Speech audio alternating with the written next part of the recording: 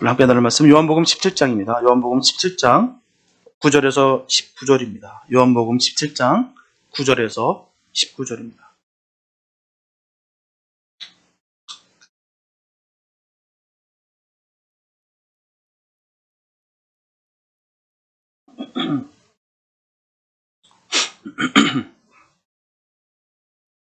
요한복음 17장 9절에서 19절 주님의 말씀 봉독해 올립니다. 내가 저희를 위하여 비옵나니 내가 비옵는 것은 세상을 위함이 아니요 내게 주신 자들을 위함이니이다. 저희는 아버지의 것이로소이다. 내 것은 다 아버지의 것이요 아버지의 것은 내 것이온데 내가 저희로 말미암아 영광을 받았나이다. 나는 세상에 더 있지 아니하오나 저희는 세상에 있어왔고 나는 아버지께로 가옵나니 거룩하신 아버지여 내게 주신 아버지의 이름으로 저희를 보존하사 우리와 같이 저희도 하나가 되게 하옵소서. 내가 저희와 함께 있을 때 내게 주신 아버지의 이름으로 저희를 보존하와 지켰나이다. 그 중에 하나도 멸망치 않고 오직 멸망의 자식뿐이오니 이는 성경을 응하게 함이니이다. 지금 내가 아버지께로 가오니 내가 세상에서 이 말을 하옵는 것은 저희로 내 기쁨을 저희 안에 충만히 가지게 하려 함이니이다. 내가 아버지의 말씀을 저에게 주었사오매 세상이 저희를 미워하였사오니 이는 내가 세상에 속하지 아니함같이 저희도 세상에 속하지 아니함을 인함이니이다. 내가 비옵는 것은 저희를 세상에서 데려가시기를 위함이 아니요 오직 악에 빠지지 않게 보존하시기를 위함이니이다. 내가 세상에 속하지 아니함같이 저희도 세상에 속하지 아니하였나이다. 저희를 진리로 거룩하게 하옵소서. 아버지의 말씀은 진리니이다. 아버지께서 나를 세상에 보내신 것 같이 나도 저희를 세상에 보내었고 또 저희를 위하여 내가 나를 거룩하게 하오니 이는 저희로 진리로 거룩함을 얻게 하려 함이니이다. 아멘. 1980년 3월 프랑스 파리의 브르쉐 병원에 한 세계를 떠들썩하게 했던 정말 최고의 지성인이라고 불렸던 한 사람이 입원을 하게 됩니다. 그의 병명은 요독증과 폐수종이었어요. 그는 한 달 동안 병원에서 의사와 간호사들에게 고함을 지르고 병문안 온 사람들까지도 소리를 지르며 발악을 했습니다. 20세기 최고의 지성이라는 이름에 전혀 걸맞지 않게 동물 같은 행동을 그대로 보여줬어요. 문제는 그는 죽음에 대한 공포와 불안 때문에 자기의 병명이 무엇인지를 곁에 있는 아내에게조차 묻지를 못했어요. 너무나도 무서워서 말입니다. 아내 또한 죽음에 대한 두려움 때문에 자기 남편에게 그 병명에 대해서 말하지 않았습니다. 소리치고 발악하고 괴로워하고 있는 그 남편에게 대해서 위로도 못하고 그저 지켜볼 수밖에 없었습니다. 결국 그 남자는 입원한 지 한 달 만에 불안과 공포 속에서 그렇게 비참하게 죽음을 맞습니다. 이 부분은 바로 세계적인 실존주의 철학자 사르트르와 그의 부인 시모누드 보부아르입니다. 사르트르는 기독교에 대해서 아주 비판적이었던 사람이었습니다. 그는 인간은 종교적 가르침 없이도 충분히 선할 수 있다고 하면서 천국과 지옥에 관한 기독교의 교리를 아주 강하게 비판했어요. 그로 인해서 많은 젊은이들이 교회를 떠났습니다. 그러나 그의 이런 비참한 죽음을 보고 난 후에 프랑스의 철학자들과 또 학자들과 신문들은 이 실존주의에 대한 물음을 가지기 시작합니다. 신문들이 실존주의에 대한 그 비판적인 기사를 쓸 수밖에 없었던 그 이유가 그의 마지막 순간이 그가 논문을 쓰고 강연하고 주장하던 그 인간 실존의 자유와는 전혀 다른 너무나도 상당한 이율배반적인 모습이었기 때문이에요. 지금까지 그가 주장했던 바와 너무나도 다르다는 것입니다. 그래서 과연 그가 그토록 주장하던 인간 실존의 참모습은 과연 무엇인가라는 회의론들이 일어나기 시작합니다. 그때 한 무명의 독자가 사르트르의 그 비참한 죽음에 대해서 쓴 글을 신문사의 독자 투고란에 올렸어요. 그 글의 요지는 다음과 같습니다. 사르트르의 말로가 그렇게 비참했던 이유는 사르트르에게는 돌아갈 분량이 없었기 때문입니다. 아주 짧지만 아주 임팩트 있게 정확하게 전합니다.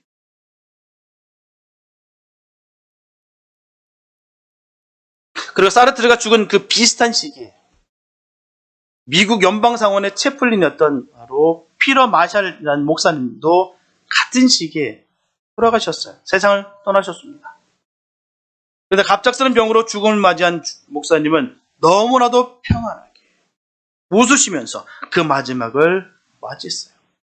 그런 아내에게 천국에서 다시 만납시다 라고 하시면서 웃으며 마지막 말을 남긴 후에 세상을 떠났어요.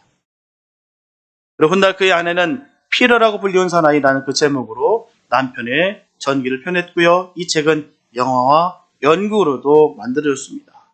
오스카 영화상의 각본상 후보로도 선정될 정도였다는 것이죠.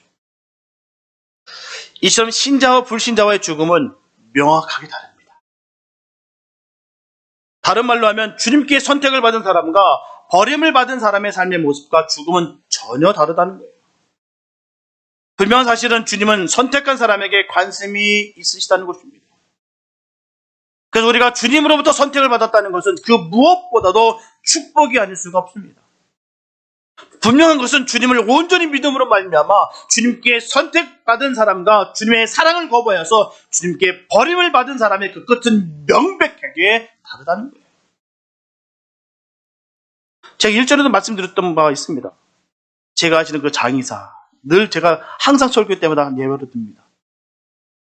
자기는 100% 안 돼요. 시신만 보면 이 사람 예수 믿는 사람, 이 사람 아니다. 얼굴 자체가 빛이 다르다고 얘기하더라고요. 평안하게 온 성도들과 있는 대로 꾸겨진 얼굴에 있는 그 참혹한 그 시신과 딱 드러난대요. 싸늘한 느낌이 확 든대요. 결국 자기는 하나님 살아계신 거 안 돼요. 결국 나중에는 하나님 믿겠다고 얘기하는데 빨리 믿었으면 좋겠습니다. 저와 여러분들은 주님께 선택받은 것에 늘 감사하시길 바랍니다. 오늘 본문은 선택된 하나님의 백성을 위한 주님의 간절한 마음이 잘 나타나 있어요. 일반적으로 사람들의 기도는 대부분 다른 사람이 아닌 자신을 위한 기도합니다. 개인적인 기도예요. 나의 문제를 놓고 나의 앞의 모습을 통해서 여러 가지 자기를 위해서만을 기도합니다. 그러나 주님의 기도는 대개가 자신을 위한 기도가 아니라 제자들을 위해서, 즉 다른 사람들을 위해서, 영혼들을 위해서 간구하는 기도, 즉 중보의 기도입니다. 주님께서 육신을 위해 이 땅에 오신 것 자체가 하나님과 인간과의 화해를 위한 것이었어요. 그러므로 주님의 기도가 중보의 기도로 일관된 것은 너무나 당연한 결론인 겁니다. 오늘 본문에서도 주님께서는 자신의 승천으로 말미암아 직접 이제는 보호할 수 없는 그 제자들을 위해서 중보 기도를 하고 있습니다. 특별히 오늘 본문에서 각 절마다 세상이라는 말씀을 잘 우리가 발견할 수가 있어요. 그러므로 본문을 통해 우리는 주님께서 이러한 기도를 통해서 앞으로 세상 안에 남아있어야 할 그 제자들의 삶 자세와 더 나아가 우리들의 승리와 의무를 위해서 기도하신 것임을 우리가 알 수가 있습니다. 그래서 기도는 성도만 하는 것이 아니라 우리 주님께서도 바로 우리를 위해서 늘 간구해 주시고 계신다는 사실을 우리 분명히 알아야 됩니다. 오늘은 본문을 통해 이 땅에 거하는 우리들에 대한 주님의 소원을 살펴봄으로 말미암아 신앙의 확신과 성숙함을 더하는 은혜의 시간을 나누겠습니다. 첫째, 주님은 선택받은 백성을 너무나 사랑하십니다. 본문 9절에 보면 주님께서 기도하시기를 내가 저희를 위하여 비옵나니 내가 비옵는 것은 세상을 위함이 아니요 내게 주신 자들을 위함이니이다. 저희는 아버지의 것이로소이다 라고 하셨어요. 이렇게 주님의 기도가 세상을 위한 것이 아니라는 말씀에는 모순이 있다고 생각하는 사람이 있을 수 있습니다. 물론 주님께서 십자가의 고난을 당하시는 것은 세상을 위한 것이었어요. 세상을 이처럼 사랑하사 독생자를 아들 주신 것 맞습니다. 맞습니다. 그러나 세상 주에 머물며 계속 하나님의 백성에게 간악하게 행동하는 자에게는 이 중재의 기도가 해당되지가 않습니다. 분명히 선을 딱 그으셨어요. 내가 세상을 위해서 기도하는 것이 아니라 내가 선택하고 사랑하는 사람을 위해서 기도한다. 왜 그러셨을까요? 왜냐하면 이 기도는 세상이 괴롭히는 하나님의 백성들을 위한 기도이기 때문이에요. 성도가 내 믿음을 지키기 위해서는요, 얼마나 많은 시험이 있는지 모릅니다. 세상으로부터 미움을 받을 수밖에 없다는 사실입니다. 왜요? 내 거룩을 지키기 위해서 말입니다. 그것을 알기 때문에 우리 주님께서는 그 괴로움을 아시고 주님께서 중보하셨다는 거예요. 그래서 본문의 기도는 당시 주님을 따르던 제자들을 위한 기도로 생각할 수 있으나 더 넓은 의미로 오늘날의 모든 성도들이 다 포함되고 있습니다. 분명하게 주님께서는 지금도 우리를 위해서 기도하고 계십니다. 하나님의 부르심을 받아 선택된 모든 사람은 세상에서 주님의 사역을 본받아 행하게 됩니다. 그러므로 주님의 중보 기도를 받을 자격이 충분히 있는 것입니다. 복음 사역을 행하는 성도들에게 주님은 그의 보호를 하나님께 간구할 책임이 있는 거예요. 그러므로 우리는 지상에서의 복음 사역에 있어서 주님께서 기도로서 지원하고 계심을 명심하시고 담대하게 증거하게 될 줄로 축복합니다. 요한복음 13장 1절에서 주님은 약속하셨어요. 세상에 있는 자기 사람들을 사랑하시되 끝까지 사랑하시다. 저는 이 말씀을 믿습니다. 주님이 우리를 사랑하시되 끝까지 사랑할 줄 믿습니다. 이 말씀 우리에게 언제나 위로와 힘이 되는 엄청난 약속이에요. 주님이 우리를 끝까지 사랑하신다니요. 나의 민낯을 보여주는데도 불구하고, 나의 정말 잘못됐은 것을 보여주는데도 불구하고 주님 우리를 외면치 않으시고 우리를 버리지 않으시고 우리를 끝까지 사랑하신답니다. 얼마나 감사한지. 이런 사랑을 받은 입장으로서 그 사랑의 귀함을 안다면 결코 가만히 있을 수가 없습니다. 주님께 영광 돌리게 힘쓸 것입니다. 그래서 주님을 위해 헌신하는 것이야말로 주님께 선택받은 사람이라는 명확한 증거가 됩니다. 우리는 그 증거된 삶을 사시기를 예수 이름으로 축복합니다. 그냥 대충 사는 것이 아니라 내가 받은 이 사랑, 너무 귀한 이 사랑을 받았기에 내가 내 몸과 내 마음이 내가 가만히 있을 수 없어. 내가 주님의 뜻대로 움직이는 것, 이런 아름다운 역사가 넘치게 되시기를 축복합니다. 이게 바로 명확한 증거예요. 내가 주님으로부터 선택받았다는 증거가 거기 있습니다. 주님의 일을 할 때마다 너무 기쁘고 정말 영혼들이 기뻐하는 그 모습 보고 너무 기뻐하는 것, 우리 주님이 기뻐하실 생각만 해도 난 너무 행복한 것, 이 모든 것들이 다 선택받은 주님의 자녀들의 명확한 증거입니다. 본문 10절 후반부에 보면 주님은 말씀하세요. 내가 저희로 말미암아 영광을 받았나이다. 이렇게 하나님의 선택받은 백성은 분명하게 예수님의 소유이기도 합니다. 하나님과 그리스도는 한 분이시기 때문에 동등한 소유권을 갖고 있습니다. 그러므로 예수님께서 하나님의 백성을 위해 기도하는 것은 그들이 하나님의 소유이기도 하지만 자신의 소유이기도 하기 때문입니다. 저들은 다 주님의 것입니다. 주님의 것이기에 주님께서 역사하십니다. 또한 그들은 복음 사역을 행함으로써 그리스도를 영광스럽게 하는 존재가 되는 것입니다. 저와 여러분들이 그런 복된 역사가 우리 삶 가운데 넘치게 되시길 축복합니다. 주님이 영광스럽게 하는 그런 삶이 얼마나 값진지요. 그렇다면 주님께서 중보기도 하시는 선택받은 사람들의 그 모습과 바람은 무엇일까요? 본문 11절에서 주님은 말씀하세요. 나는 세상에 더 있지 아니하오나 저희는 세상에 있사옵고 나는 아버지께로 가옵나니 저희를 보존하사 우리와 같이 저희도 하나가 되게 하옵소서. 이렇게 주님께서 제자들을 보호해달라고 하나님께 기도했던 것은 위험을 전제로 하신 거예요. 즉 예수님께서는 세상이 얼마나 악한 곳인지 직접 경험하셨습니다. 직접 그 모든 것을 겪으셨다는 거예요. 수많은 핍박과 고난과 배신을 겪으셨어요. 하나님을 우러러보시지 않으셨다면 도저히 감당할 수 없을 만큼 아픔을 당하셨습니다. 너무 괴로운 마음을 주님은 하나님을 우러러보셨어요. 저 폐역한 저 사람들을 위해서, 이 썩은 이 세상을 위해서 주님을 너무 안타까운 마음으로 하나님을 우러러보시면서 기도하셨다는 거예요. 그런데 이 험한 세상에 너무나도 사랑하는 제자들을 홀로 두고 하늘로 올라갈 때가 되셨기 때문에 마음이 너무나도 아프셨다는 것이죠. 그래서 아무 보호 없이 그들을 두고 떠난다는 것은 자비로우신 하나님이라, 자비로우신 주님이라 할 수가 없습니다. 나는 다 했으니까 난 모르겠다. 훌쩍 떠나진 것이 아니었다는 것이죠. 아직도 믿음이 약해서 스스로 자신을 보호할 수 없는 그들을 너무너무 불쌍히 여겨서 하나님의 보살핌에 주님은 간절히 의탁하신 거예요. 아직도 자리싸움을 하고 있고, 아직도 세상 욕심이 꽉 차 있고, 야망과 욕망과 욕심이 꽉 차 있는 그들의 제자들을 보시면서 너무 안타까운 마음으로 하나님을 우러러 의탁하셨다는 것입니다. 하늘의 영광을 눈앞에 두시고 불쌍한 제자들을 위해서 기도하셨다는 것은 주님의 자비로우심을 증명하시는 것입니다. 그러므로 우리는 분명 주님의 제자로서 끊임없는 기도로 지원받고 있는 복음의 일꾼으로서 주님의 영광을 위해 맡은 사명을 반드시 완수해야 될 줄 믿습니다. 그래서 주님은 제자들에게 반드시 해야 되는 그 사명을 일러주셨어요. 그것은 바로 저희도 하나가 되게 하옵소서. 저희도 하나가 되게 하옵소서. 이처럼 하나가 되는 것이 얼마나 중요한 일이면 주님은 지금 죽음을 목전에 두고 남아있는 이 얼마 남지 않은 이 시간에 제자들이 하나 되게 해달라고 지금 강구했다는 것입니다. 얼마나 중요한 말이에요. 사실 사람이 하나가 된다는 것은요, 너무나 어렵습니다. 안 그렇습니까, 여러분? 하나 되는 거 쉽습니까? 참 하나 되는 거 쉽지 않아요. 왜냐하면 저마다 개성이 있어요. 로봇이 프로그램에 따라서 획일적으로 움직이듯이 똑같지가 않습니다. 다 달라요. 때로는 비슷한 성격이 있을 수도 있어도 사람은 각각 다릅니다.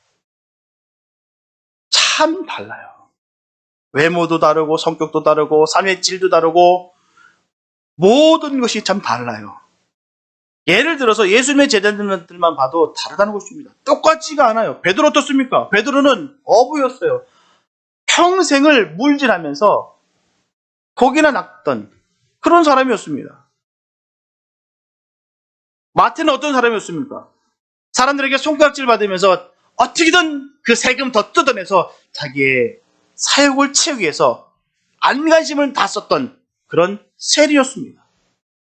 시몬은요, 열심당원이었습니다.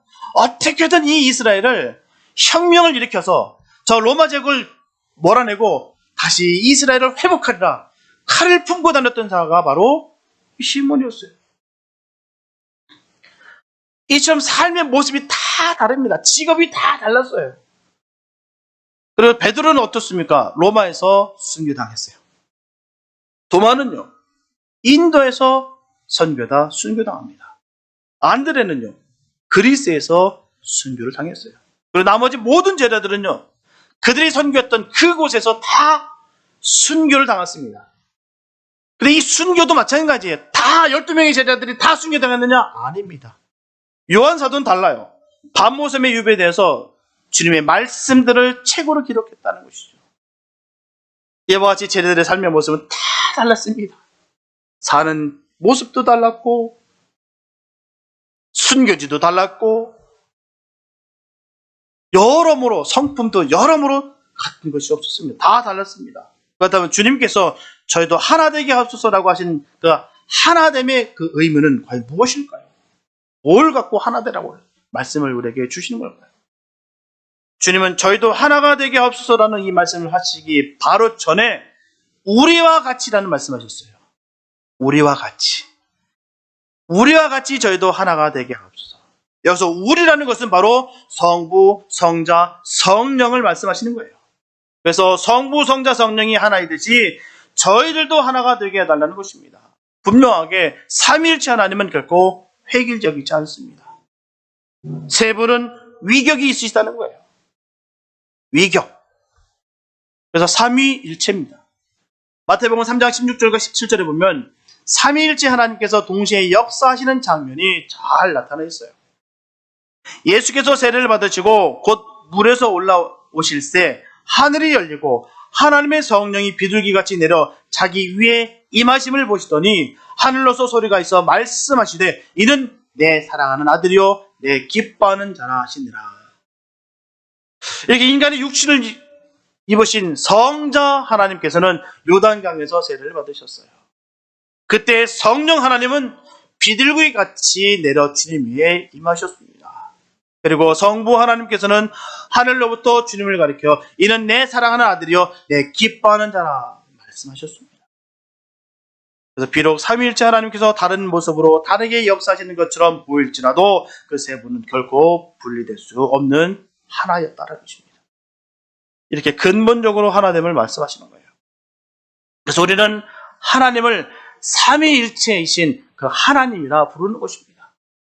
그래서 주님께서 하나 되기를 위해 기도하시는 것은 나와 아무리 다른 사람이라 할지라도 근본적으로는 하나님의 자녀임을 깨닫게 하기 위함이었다는 사실입니다. 그래서 우리가 여기서 중요한 것은 다른 것과 틀린 것은 반드시 구별해야 됩니다. 다른 것과 틀린 것은 아닌 거예요. 틀린 것은 바로 이단을 말하는 것입니다. 절대로 그들과는 하나가 될 수가 없어요.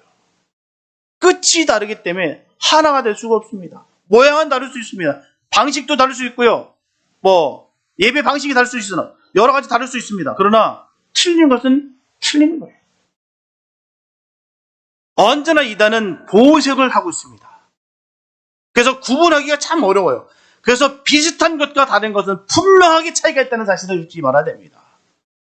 비슷한 거 아니야? 많은 사람들이 이것을 구별하지 못해서 망합니다. 다 비슷한 거 아니야? 성경 말씀하고 있잖아. 예수 얘기하고 있잖아. 하나님 얘기하고 있잖아. 다른 게 뭐가 있어? 미혹의 영은 절대로 어설프지 않습니다. 혹할 만큼 속인다는 것이죠. 영혼이 쏙 빼앗길 만큼 속입니다. 세상 말로 지피지기면 백전백승이라는 말이 있어요. 지피지기면 백전백승. 이 말은 적을 알고 나를 알아야 이길 수가 있다는 거예요. 백전백승할 수 있다는 것입니다. 적을 알고 나를 알아야. 그래서 얼마 전에 제가 이단인 바로 하나님의 교회라는 거기서 하는 설교를 한번 들어봤어요. 한 번도 들어본 적이 없었거든요. 왜 거기가 이단인 줄 알고 있었으나 그냥 어떻게 설교를 하는지 한번 들어나 보고 싶어서 한번 들어봤어요. 제가 깜짝 놀랐습니다. 설교 내용이요. 우리와 별로 차이가 없어요. 거기에 놀랐습니다. 예전 어떤 프로파일러 형사가 사이코패스 살인마 보고 깜짝 놀랐다고 얘기하더라고요. 왜요? 너무나 똑같이 우리랑 닮아가지고. 뭔가 틀림이 없이 사이코패스 살인마인데도 불구하고 너무나 평범하게 생겨서 자기는 깜짝 놀랐다는 게 저도 이번에 마찬가지입니다. 너무 깜짝 놀랐어요. 근본적으로 완전히 틀린 것입니다. 틀린 게 사실이에요. 그러나 성경 인용 구절도 똑같이 사용하더라고요. 하지만 결정적으로 그들은요, 안상홍이 하나님입니다. 하나님이, 우리가 믿는 그 하나님이 아니에요. 안상홍이라는 사람이 하나님이에요. 그 사람이 죽었거든요. 그 사람이 재림주로 다시 온답니다. 지금도 그걸 믿고 있어요, 그들. 더 웃긴 건요, 그의 부인이 어머니 하나님이라고 지금 숭배받고 있어요. 하나님 아버지가 있고, 하나님 어머니가 있대.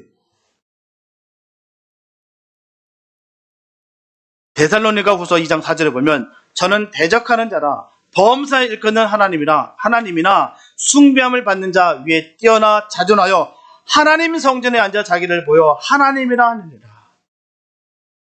자신이 하나님을 활동하는 분이요, 한국에만 해도 50여 분이 있습니다. 자기가 하나님이래요. 자기가 보혜 사람입니다. 어리석게도 거기에 빠진 사람들이 얼마나 많은지 몰라요. 왜일까요? 자기가 뭘 믿는지도 모르는 거예요. 누구를 믿고 있는지도 모르고 그냥 문턱만 디디다 보니까 내가 뭘 믿고 있는지도 모르는 거예요. 그러니까 그 이단인 설교나 기성교회 설교나 차이를 못 느끼는 거예요. 얼마나 유튜브에 쏟아져 나오는지 모르겠습니다. 설교에. 정말 홍수에 마실면 없다고요. 얼마나 많은지 몰라요. 우리가 분명하게 잘 들어야 돼요. 맞지 않는 그 성경 구절로 막 짜집기 합니다. 성경 갖고 얘기하니까 사람들 혹하는 거예요. 하나도 안 맞아. 이상한 교리로 다 현혹시킵니다. 그 프레임이 빡 씌워버려요. 언제나 우리 성경 읽을 때 그 구절만 갖고 얘기하는 거 아니에요. 앞뒤의 문맥과 원어와 시대적 상황에 대해서 명확하게 딱 떨어져야 됩니다. 나중에는 진리를 모호하게 만듭니다. 성경책 갖고 뱅뱅 돌려가지고요. 안 맞지도 않는 이상하게 해석된 거. 한국말이라는 게 한정되어 있어요. 헬라어라든지 히브리어 말들을 한 글자로 담기가 참 어렵습니다. 한 센트에서 담기가 참 어려울 때 참 많아요. 그래서 저 같은 경우도 항상 성경을 4개를 5개를 딱 놓고 봅니다. 원어랑 공동선역, 다른 보통 번역서 정도 다 봅니다. 그래서 그 말이 딱 맞아떨어지는지. 그 외에도 수많은 이단들이 얼마나 많은지 몰라요. 우리는 삼위일체 하나님을 믿는 것입니다. 자기가 하나님이라고 여기는 이상한 잡동사니들 결코 속아넘지 마시기 바랍니다. 그것이 아무리 번듯해 보이고 아무리 그럴싸해 보여도 재정적으로 사회적으로 많은 활동하는 그런 단체 같아 보여도 그곳은 사망입니다. 우리는 삼위일체 하나님, 바로 전지전능하신 그 하나님을 믿는 거예요. 하나님의 권능을 약화시키는 것, 나라가 하나님을 집어삼킬 만처럼 하나님에 대해서 미묘하게 만드는 그런 악한 단체, 악한 미혹의 영으로부터 반드시 이기시기 바랍니다. 하나님은 나라를 승하게도 하시고 망하게도 하십니다. 전지전능하신 하나님이세요. 우리가 하나님을 여기면서 믿어야 될 줄 믿습니다. 다른 것은 서로 존중해 줘야지만 틀린 것은 단호하게 잘라야 돼요. 그래서 하나님의 자녀들은 서로의 다름을 존중해주고 격려하고 그리고 서로의 사랑함으로 하나님께서 다양하게 역사하시는 것을 볼 줄 알아야 됩니다. 뿐만 아니라 그 역사하심을 보고 기뻐하며 영광을 돌려야 될 줄 믿습니다. 성도끼리요. 서로 경쟁하고 분쟁하면 반드시 사단에게 이길 수밖에 없어요. 성도끼리 분쟁하고 컴피티션하는 거 아닙니다. 분명한 것은 우리의 힘과 능력으로는 절대로 사단을 이길 수가 없어요. 혈과 힘으로는 절대로 사단을 이길 수가 없습니다. 절대적으로 주님께서 지켜주셔야 이길 수 있는 거예요. 예수의 피의 능력과 예수의 이름으로 이기는 것입니다. 내 지식 갖고 내 육의 힘으로 능력으로 내 권력으로 이기는 것이 아니에요. 서로 협력하여 선을 이루어하는 시간에 하나 되지 못하면 영적 전쟁은 반드시 지게 되어 있습니다. 그래서 주님은 본문 11절 중반부에서 간구하시기를 거룩하신 아버지와 내게 주신 아버지 이름으로 저희를 보존하사 말씀하셨어요. 이 말씀은 하나님의 이름을 위하여 그들을 보호해달라는 뜻입니다. 즉 그들을 세상 죄악으로부터 보호하여 맡기신 사명 잘 이루는 것이 하나님의 이름을 빛나게 된다는 그 말씀입니다. 참으로 호소력 있는 기도가 아닐 수가 없어요. 주님께서는 세상에 계실 때 제자들을 성실히 인도하셨습니다. 그래서 주님은 본문 12절 전반부에서 말씀하시기를 내가 저희와 함께 있을 때 내게 주신 아버지의 이름으로 저희를 보존하와 지켰나이다. 이렇게 세상에 속하지 않고 주님에 속해 있는 사람들을 위해 예수님께서는 기도하고 계십니다. 주님의 자비는 주님의 백성들이 세상에서 고통받도록 그냥 내버려 두지 않습니다. 그들을 보호하는 것이 하나님의 이름을 위한 일이며 주님의 자신의 영광을 위한 일이기 때문입니다. 그래서 보호하시는 거예요. 사랑하시고 이끄시는 것입니다. 하지만 주님은 본문 12절 후반부에서 세상에 속한 사람에 대해서는 아주 단호하게 말씀하십니다. 그 중에 하나도 멸망치 않고 오직 멸망의 자식뿐이오니 이는 성경을 하게 합니다.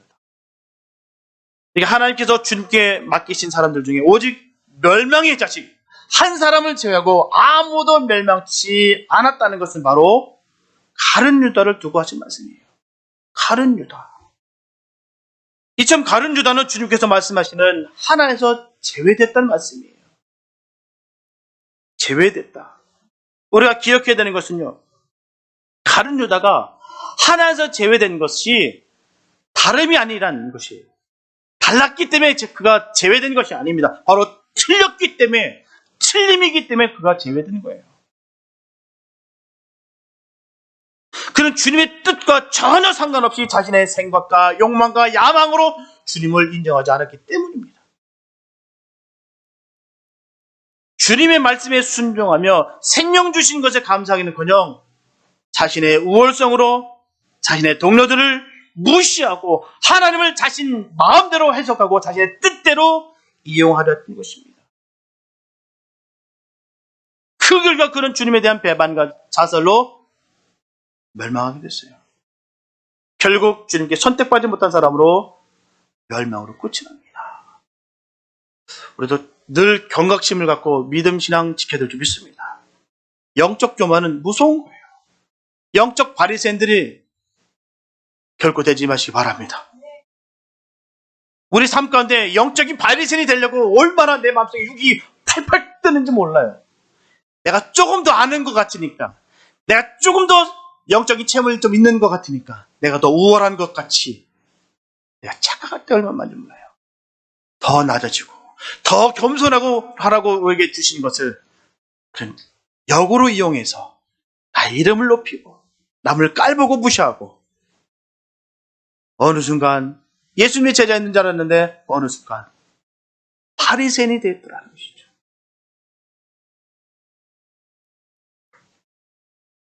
저 여러분들도 주님께 선택받은 사람인지 아니면 주님의 사랑과 말씀을 거부해서 주님께 버림을 받은 사람은 아닌지 점검할 필요가 있습니다. 분명하게 그 끝은 극렬하게 다르기 때문이에요. 믿음은요, 대충 하면 안 돼요. 믿음은요, 한방 없습니다. 믿음은 대박이 없습니다. 날마다 주님께 무릎을 꿇는 주님 앞으로 나아가는 것입니다. 저 여러분들은 생명 주신 주님을 늘 사랑하고 주신 말씀을 온전하게 순종하여서 주님의 기쁨이 되는 복된 예수님의 사람들이 다 될 수 있게 되시길 예수님의 이름으로 축복합니다. 둘째, 성도는 주님께서 원하시는 삶을 살아야 됩니다. 요한 사도는 영생이신 예수님께서 이 땅에 오신 것을 기쁨과 즐거움으로 전하고 있어요. 그래서 주님을 만나 영생을 얻은 사람마다 나타나는 내면의 그 증거는 바로 놀라운 기쁨인 것을 요한 사도는 보여줬습니다. 그러므로 베드로 사도가 베드로전서 1장 8절과 9절에서 너희가 영광스러운 즐거움으로 기뻐하니 믿음의 결국 곧 영혼의 구원을 받음이라 했듯이 진리를 인한 성도의 기쁨은 구원받은 증거라고까지 다루는 것입니다. 구원받은 증거가 바로 기쁨이다. 진정으로 주님과 그리고 주님의 소원을 아는 성도들은 어찌하든지 기쁨과 화평으로 삶을 대하고자 노력합니다. 받은 은혜가 있기 때문이에요. 그 놀라우신 그 하나님의 그 사랑을 알기 때문입니다. 그 하나님께서 내 기뻐하는 아들이다.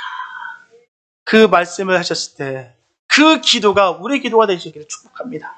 내가 너무 괴롭고 너무 슬프고 내가 사방이 다 우겨싸움을 당하고 고통 중에 있을 때 주님 앞에 기도했을 때 너는 내 사랑하는 기뻐하는 내 아들이다. 내 딸이다. 이런 음성 듣게 되시기를 축복합니다. 그 은혜로 말미암아 깨끗이 모든 것이 다 소멸되는 거예요. 문제가 해결되고 안 되가 문제가 아니라 내가 주님 은혜 가운데 젖는 것이 더욱더 귀한 것입니다. 그러면 주님께서 가장 선하신 방법으로 바뀌십니다. 이렇게 주님으로부터 기쁨과 즐거움을 얻게 된다면 어느 상황과 순간일지라도 넉넉하게 승리해 주겠다는 거예요. 그래서 성도의 기쁨은 사단과 불의 앞에서 승리의 무기가 되는 기쁨입니다.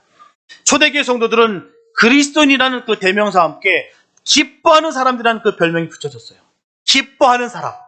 그래서 기뻐하며 순교하고 기뻐하며 수모를 당했기에 로마 제국 시민들을 근본적으로 사로잡을 수가 있었습니다. 말이 안 되거든요. 어떻게 기뻐할 수가 있어요? 주님 주신 그 은혜로 이뤘다는 사실입니다. 그렇기 때문에 사도 바울은 로마서 5장 3절에서 우리가 환난 중에도 즐거워한다. 그게 그는 고백하고 있습니다. 그러므로 성도가 슬퍼하고 불평하고 두려워해야 함에도 기뻐할 때 사단은 가장 혼란스러워한다는 것을 꼭 기억하시기 바랍니다. 분명하게 주님께서 주시는 기쁨과 즐거움을 얻게 된다면 그 순간부터 영적 전쟁은 불가피한 거예요. 분명히 영적 전쟁은 시작됩니다. 그래서 주님은 본문 14절에서 말씀하시기를 내가 아버지의 말씀을 저에게 주었사오매 세상이 저희를 미워한다. 그렇게 기도합니다. 아버지의 말씀을 저에게 주었사오매 그들이 말씀을 풀었기 때문에 이제는 세상이 저희를 미워할 것입니다. 이렇게 전하고 있어요. 분명하게 성도들의 삶의 성격은 영적 전쟁입니다. 영적 싸움이에요. 그렇기 때문에 진리신 주님을 영접한 사람은 먼저 자기 자신 안에 있는 내적이며 주관적인 세상의 요소가 거부 반응을 일으킵니다. 세상과 충돌되게 되어 있다는 거예요. 내 안에 예수가 있기에, 내 안에 생명이 있기 때문에 세상에 있는 그 부조리와 세상의 거짓과 음란과 더러운 것과 충돌되게 되어 있다는 사실이에요. 그래서 자기와의 극심한 싸움이 시작됩니다. 또 세상의 보편적이며 객관적인 그 불신앙의 가치관과의 끝없는 싸움을 해야 됩니다. 디모데 후서 4장 7절에 보면 내가 선한 싸움을 싸우고 나의 달려갈 길을 마치고 믿음을 지켰으니라고 말씀하고 있어요. 그래서 이 선한 싸움의 요소를 자신의 삶 속에서 아직 발견치 못한 성도는 죄송합니다. 자신의 신앙의 진해를 한번 의심해 봐야 돼요. 영적인 싸움과 고난이 없다는 것은 절대로 있을 수가 없어요. 내가 주님 편에 서면 선수로 분명하게 영적인 싸움은 고난은 있게 마련입니다. 빌립보서 1장 29절과 30절의 말씀 보면 그리스도를 위하여 너에게 은혜를 주신 것은 다만 그를 믿을 뿐 아니라 또한 그를 위하여 고난도 받게 하심이라 너에게도 같은 싸움이 있으니 너희가 내 안에서 본 바요 이제도 내 안에서 듣는 바니라. 너무나 당연하게 받아들여야 된다는 거예요. 그래서 주님은 본문 15절에서 내가 비옵는 것은 저희를 세상에서 데려가시길 위함이 아니요 오직 악에 빠지지 않게 보존하시길 위함이다. 주님 말씀하셨습니다. 이 기도에서 우리들은 이 땅에서의 존재의 당위성을 알게 됩니다. 빌립보서 1장 21절에 보게 되면 이는 내게 사는 것이 그리스도니 죽는 것도 유익합니다. 할렐루야. 나는 죽고 예수 사는 것. 죽는 것도 유익하다. 이런 믿음은요 아무도 못 이깁니다. 주님 죽는 것도 저는 유익입니다. 죽음은 천국. 주님 뵙기 때문에 저는 아무 두려움이 없습니다. 아무도 못 건듭니다. 사단이 벌벌 떱니다. 무서워 떱니다. 분명히 슬퍼할 때, 분명히 고통스러워질 때, 분명히 원망 불평이 터져야 될 때 기뻐하는 것. 사단이 그 모습 보고 기가 막힌 거예요. 사단이 그 모습 보고 벌벌 떠는 것입니다. 분명히 주님께서 원하시는 주님의 사람들의 이 땅에서의 자자는 결코 도피가 아니에요. 참여입니다. 또한 포기가 아니라 도전인 것이. 그리고 고상한 종교인이 아니라 순교를 각오하는 예수님의 사람이 되기를 원하신다는 것입니다. 교만한 분리주의자와 극단적인 근본주의자들이 되는 것이 아닌 바로 사랑의 사도로서의 삶을 살라는 것입니다. 분명하게 주님은 우리에게 말씀하셨어요. 너희는 진열장의 창식품들 아니다. 바로 세상의 소금과 빛이 되라고 말씀하셨어요. 소금과 빛은요 철저하게 희생함으로 말미암아 그 진가가 비로소 나타나는 것입니다.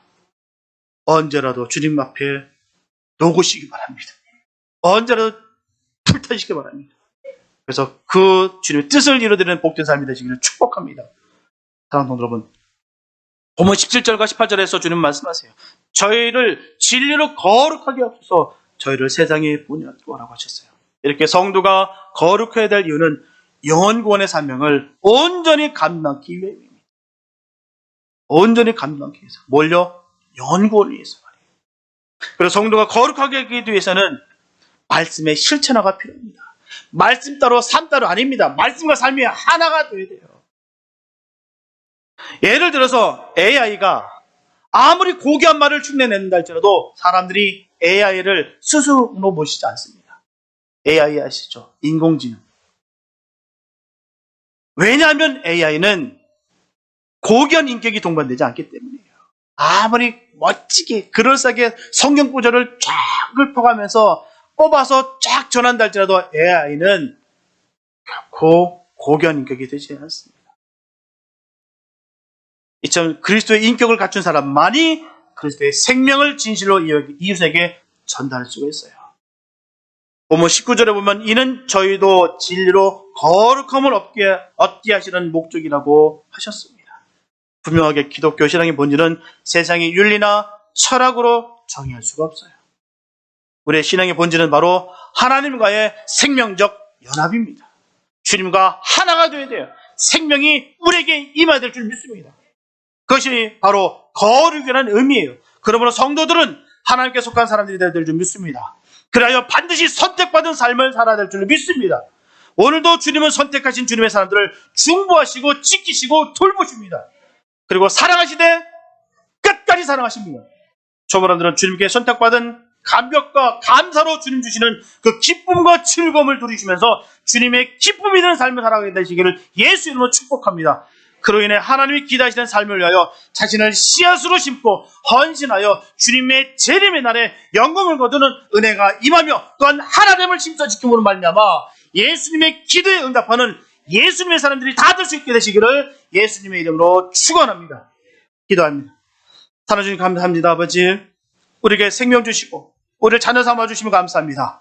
끝까지 주님의 원하시는 그 길을 걷길 원합니다. 아버지 주님, 아무리 힘들고 고단하고 어려움이 있다 할지라도 주님, 우리가 사는 길을 향해서 달려갑니다. 하나님, 끝까지 주의 영광을 돌릴 수 있는 복된 삶이 되게 도와주시고 우리의 삶 속에 늘 감사와 기쁨이 넘치게 하여 주시옵소서. 세상이 감당할 수 없는 그 믿음으로 말미암아 사단이 우리를 아무리 흔든다 할지라도 결코 흔들리지 아니하고 사단이 우리를 보고 겁에 질려 벌벌 떨 수 있는 그런 믿음의 소유자가 될 수 있게 도와주시고 믿음의 용장들이 다 될 수 있도록 은혜 베풀어 주시옵소서. 하나님의 헤아릴 수 있는 그 큰 복을 누리게 도와주시옵시고 주님을 우리의 절대 가치로 믿으며 승리할 수 있는 우리 모두가 되게 역사하여 주시옵소서. 주께서 인도하심을 믿사옵고 우리를 권하신 예수님의 이름으로 기도했습니다.